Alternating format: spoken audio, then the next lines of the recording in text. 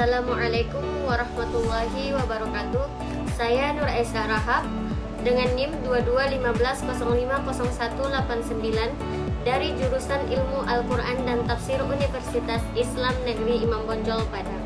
Saya di sini memenuhi tugas UTS mata kuliah Islam dan Budaya Minangkabau. Saya di sini membahas tentang masuknya Islam ke Minangkabau. Baik, yang pertama yang perlu kita bahas yaitu kepercayaan masyarakat Minangkabau sebelum datangnya Islam. Sanusi Latif menuliskan dalam bukunya bahwa sebelum datangnya agama ke Minangkabau, masyarakat Minangkabau selain menaati adat, juga menganut kepercayaan seperti animisme, dinamisme, dan totemisme. Yang dimana animisme ini adalah kepercayaan suatu paham dengan memuja roh atau arwah yang telah meninggal. Yang kedua yaitu dinamisme. Dinamisme ini adalah suatu paham yang meyakini bahwa benda di sekitar memiliki kekuatan magis, misalnya seperti keris, batu cincin, dan barang mistik lainnya yang memiliki kekuatan supranatural dan memberikan khasiat bagi manusia. Baik, yang ketiga yaitu totemisme. Totemisme ini adalah suatu kepercayaan yang menganggap suatu objek, hewan, atau alam memiliki kekuatan gaib. Selanjutnya yaitu agama yang masuk ke Minangkabau sebelum datangnya Islam, yaitu Hinduisme dan Buddhisme. Agama Hindu masuk ke Minangkabau diperkirakan pada abad ke-5 dan diikuti oleh Buddha Hinayana pada abad ke-7 dan Buddha Mahayana pada abad ke-7 hingga abad ke-10. Agama-agama ini dibawa oleh pendatang dari India dan kerajaan Majapahit. Tetapi sebelum datangnya Islam, masyarakat Minangkabau sudah memiliki sistem adat yang berorientasi pada alam, sehingga agama Hinduisme dan Buddhisme tidak terlalu mempengaruhi masyarakat Minangkabau. Oleh karena itu, masyarakat Minangkabau menyebut wilayahnya ini dengan alam Minangkabau, bukan hanya sekedar tanah atau daerah, namun konsep adat yang berlandaskan alam ini tercermin dari pepatah alam takambang jadi guru, yang berarti pelajaran bisa diambil dari alam ini. Selanjutnya, pembahasan yang kedua yaitu masuknya Islam ke Minangkabau. Yang pertama, teori masuknya Islam ke Minangkabau.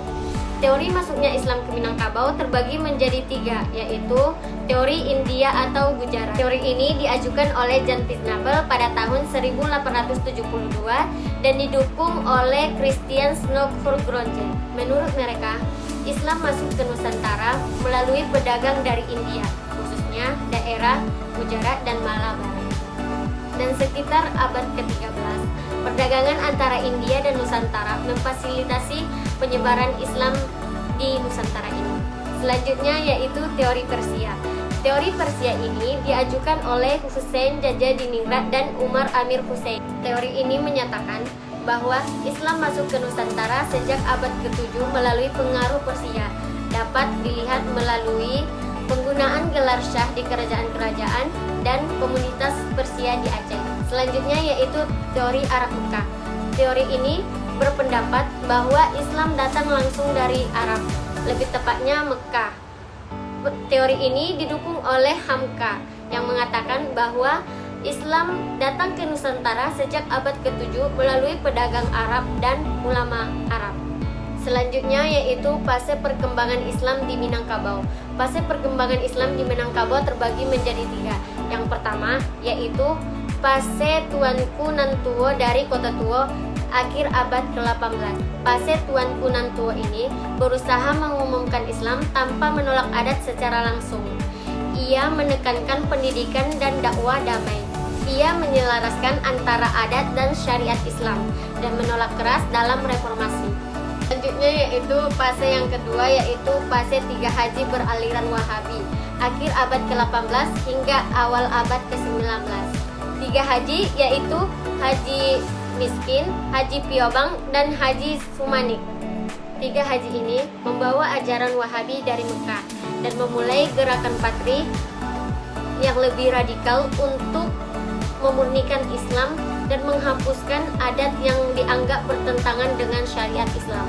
Hal ini memicu perang Patri pada tahun 1803 hingga 1837 antara kaum Patri dan kaum adat. Fase yang ketiga yaitu fase tokoh modernis awal abad 20. Tokoh-tokohnya seperti Haji Rasul dan Zainuddin Labai el-Yunusia mempromosikan pendidikan modern dan pembaruan pemikiran Islam. Dipengaruhi oleh tokoh modernis seperti Muhammad Abduh. Gerakan ini mendirikan sekolah-sekolah Islam modern dan memperkuat organisasi seperti Muhammadiyah untuk memadukan pengetahuan ilmu agama dan pengetahuan umum. Pembahasan selanjutnya yaitu tentang faktor yang memudahkan masuknya Islam ke Minangkabau. Faktor yang pertama yaitu kesesuaian dengan adat Minangkabau. Prinsip adat Minangkabau yang berbunyi adat Basandi Syarak Basandi Kitabullah menggambarkan bahwa Islam diterima dengan mudahnya karena kesesuaian prinsip-prinsip Islam dengan nilai-nilai adat yang sudah ada. Islam dianggap sebagai pelengkap dan penguat dari nilai-nilai luhur Minangkabau. Faktor yang kedua yaitu faktor hubungan dagang, interaksi ekonomi dan perdagangan yang dilakukan oleh masyarakat Minangkabau dengan pedagang muslim yang dari Malaka dan Gujarat telah menciptakan platform bagi penyebaran Islam. Pelabuhan seperti Tiku, Pariaman, dan Ulakan menjadi titik-titik strategis untuk penyebaran Islam. Faktor yang ketiga yaitu keterbukaan masyarakat Minangkabau. Masyarakat Minangkabau terkenal dengan keterbukaannya terhadap perubahan selama perubahan itu tidak bertentangan dengan adat yang sudah ada. Keterbukaan ini mempermudah integrasi Islam dengan adat istiadat lokal. Sekian penjelasan dari saya tentang masuknya Islam ke Minangkabau. Jika ada salah kata, saya mohon maaf kepada Allah, saya mohon ampun. Saya akhiri. Assalamualaikum warahmatullahi wabarakatuh.